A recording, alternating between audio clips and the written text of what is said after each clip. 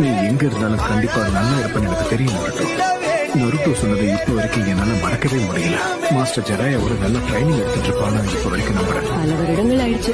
ஆனா இந்நேரத்துக்கு அவங்க 2 பேரும் திரும்ப வந்திருக்கணுமே.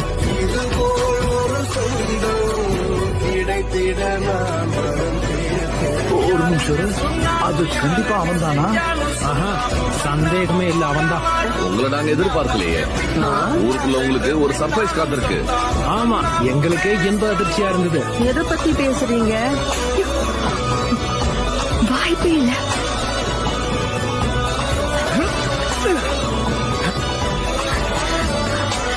அது நிஜமாவே அவன் தானா?